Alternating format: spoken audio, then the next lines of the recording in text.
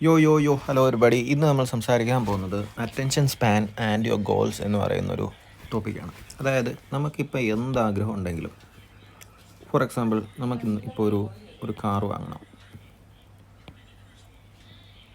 Need to buy a car, അല്ലെങ്കിൽ need to become a engineer.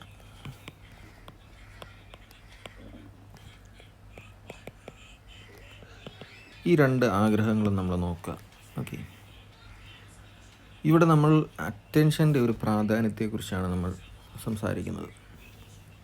അതായത് need to buy a car എന്ന് പറഞ്ഞു കഴിഞ്ഞാൽ അവിടെ എന്തെല്ലാം പ്രോസസ്സാണ് നമുക്ക് വരുന്നത്, അല്ലേ? നമ്മൾ ഒരു ചൂസ് ചെയ്യണം ഏത് വേണം എന്നുള്ളത്. അതേപോലെ നമ്മളൊരു ഷോറൂമിൽ പോകണം, പിന്നെ ഓൾറെഡി ആ കാർ റിവ്യൂസ് നോക്കണം, എടുത്ത ആൾക്കാരുടെ റിവ്യൂസ് നോക്കണം, ടെസ്റ്റ് ഡ്രൈവ് ചെയ്യണം. അതേപോലെ ഏതെങ്കിലും ഡിസ്കൗണ്ട്സ്, ആ കാര്യങ്ങൾ നോക്കണം, മെയിൻ്റെനൻസ് കോസ്റ്റ് നോക്കണം, പിന്നെ നമ്മുടെ റോഡ് നോക്കണം, നമ്മുടെ യാത്രകൾ നമ്മൾ എന്തൊക്കെയാണ് ചെയ്യാൻ പോകുന്നതെന്നും കൂടെ നമ്മൾക്കൊരു ധാരണ ഉണ്ടായിരിക്കണം. സോ ഇത്രയും കാര്യങ്ങളുണ്ടല്ലേ,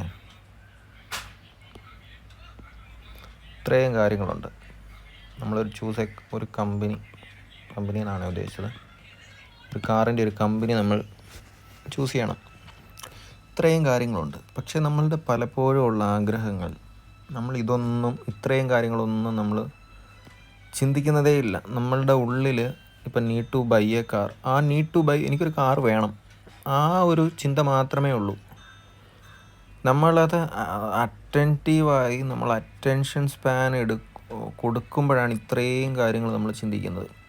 സോ ഇത്രയും കാര്യങ്ങൾ ചിന്തിച്ചു കഴിഞ്ഞാൽ നമ്മൾക്ക് കാറ് കിട്ടുമെന്നല്ല ഞാൻ പറഞ്ഞു വരുന്നത്. ഇത്രയും കാര്യങ്ങൾ നമ്മൾ ചിന്തിക്കുമ്പോൾ നമ്മൾ കുറച്ചും കൂടെ നമ്മളുടെ ഗോളിലേക്ക് എത്തുകയാണ്.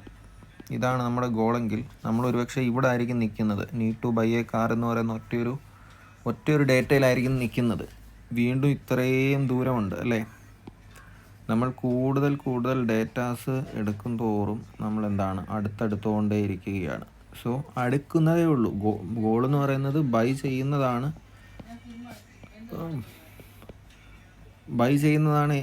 ഗോളെന്ന് പറയുന്നത്. അവസാനമായി മണി ടു ബൈ ഉണ്ടോയെന്ന് നോക്കണം, അല്ലേ? നമുക്ക് കാശുണ്ടോയെന്നും കൂടെ നോക്കണം. പിന്നെ അത് വേറൊരു ഗോളാകും, find money to buy a car, അല്ലേ? അന്നേരം പക്ഷെ എന്ന് പറഞ്ഞാലും, തമാശയാണെങ്കിൽ കൂടെ എന്ന് പറഞ്ഞു കഴിഞ്ഞാലും അതും വേണമെങ്കിൽ വേറൊരു ഗോളായിട്ട് നമുക്ക് need to find money for buying a car. ഈ ഒരു ഗോള് നമുക്ക് ഇങ്ങനെ ഈ ഒരു ഗോള് നമ്മൾ നോക്കുമ്പോൾ അതിൻ്റെ സബ്സ്റ്റിറ്റ്യൂട്ടായിട്ട്, അല്ലെങ്കിൽ അതിൻ്റെ അകത്തെ ഒരു ഗോളായിട്ട് need to find money to buy a car എന്ന് പറയും. അതും ഇതുപോലെ സ്പ്ലിറ്റപ്പ് ചെയ്ത് പോകുന്നുണ്ടായിരിക്കും. സോ ഇതെല്ലാം ചെയ്യുമ്പോൾ ഞാൻ പറഞ്ഞതിൻ്റെ ഉദ്ദേശം, ഇതെല്ലാം അറ്റൻഷൻ നമ്മൾ കൊടുക്കുമ്പോഴാണ് നമ്മൾ അതിനെക്കുറിച്ച് ചിന്തിക്കുക. ഇല്ലെങ്കിൽ നമ്മൾ ഈ ഒരു പോയിന്റിൽ തന്നെ ആയിരിക്കും നിൽക്കുന്നത്, need to buy a car. അല്ലെങ്കിൽ പൈസ എങ്ങനെ കണ്ടെത്തണം, ഏത് മെത്തേഡിലൂടെ കണ്ടെത്തണം എന്നുള്ളത് നമ്മൾ അറ്റൻഷൻ കൊടുക്കുമ്പോഴാണ് നമ്മൾക്കത് സാധ്യമാകുന്നത്. സോ ഈ ഒരു കാലഘട്ടത്തിൽ,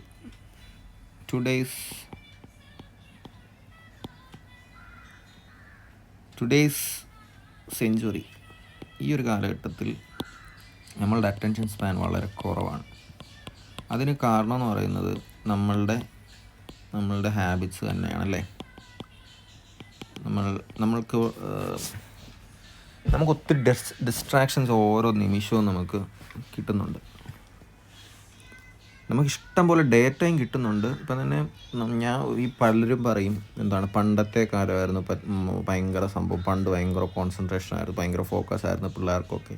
ഞാൻ അതിനോടൊന്നും ഒരു കാലത്തും യോജിക്കുന്നില്ല. നമുക്ക് ഡേറ്റ കിട്ടുന്നതിനനുസരിച്ചാണ് നമ്മുടെ ഫോക്കസും കാര്യങ്ങളും എല്ലാം പോകുന്നത്.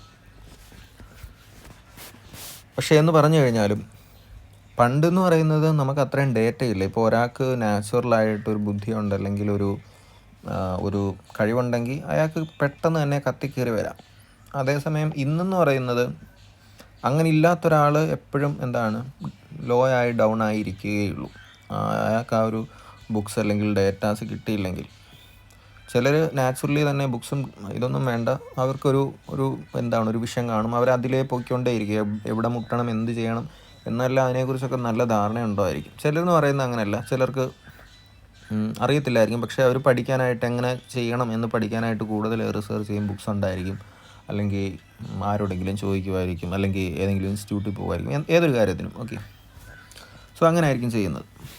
പക്ഷേ ഇന്നൊരു കാലത്തെന്ന് പറയുന്നത് ജസ്റ്റ് ഒരു മൊബൈൽ ഉണ്ടെങ്കിൽ നമുക്ക് എന്തിനെക്കുറിച്ചും അതിൻ്റെ സ്റ്റെപ്പ് ബൈ സ്റ്റെപ്പിനായിട്ട് നമുക്കറിയാം. അതുകൊണ്ട് എന്താണ് പ്രശ്നം? ഇപ്പം need to buy a car, നമ്മളുടെ ഗോൾസ് കൂടും അല്ലേ? Need to buy a car, need to find ഇപ്പം തന്നെ ഈ ഒരു ഗോൾ തന്നെ ഒന്ന് സെറ്റ് ചെയ്ത് നോക്കിയേ. Need to buy a car എന്നായിരിക്കും നമ്മുടെ ഒരു ഗോൾ എന്ന് പറയുന്നത്. അതിനെ നമ്മൾ ഒന്നും കൂടെ സ്പ്ലിറ്റ് ചെയ്യുകയാണെങ്കിൽ need to find money to buy a car എന്നാവും ഇല്ലേ? ഇനി അതിനെ വീണ്ടും സ്പ്ലിറ്റ് ചെയ്യുകയാണെങ്കിൽ എന്താണ്? മെത്തേഡ്സ് ടു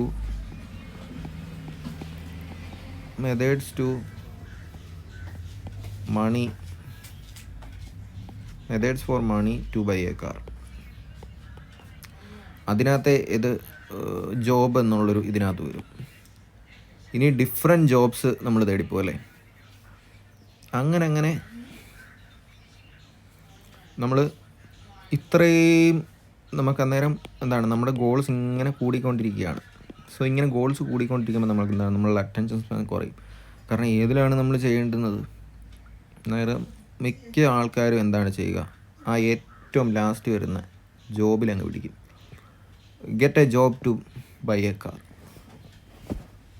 അല്ലേ?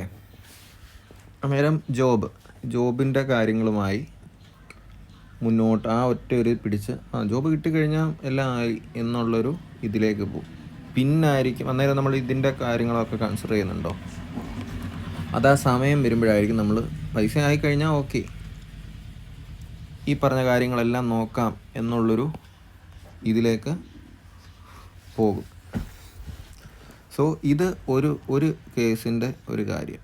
എന്നാൽ മറ്റ് പല ഇവിടെ ഇപ്പം ഏറ്റവും ലാസ്റ്റ് ജോബ് ഉണ്ടെങ്കിൽ മണിയുണ്ട്, അതുകൊണ്ട് ഇത് വാങ്ങാം എന്നുള്ളൊരു കേസിൻ്റെ കാര്യമാണിത്. പക്ഷേ എന്നാൽ ഇങ്ങനെ സ്പ്ലിറ്റപ്പ് ചെയ്യുന്നതിൻ്റെ കൂട്ട് ഏറ്റവും ലാസ്റ്റിൽ ഇതുള്ളത് കൊണ്ട് എന്തും വാങ്ങാം എന്നുള്ളൊരു ഇത് വന്നല്ലോ ഇവിടെ.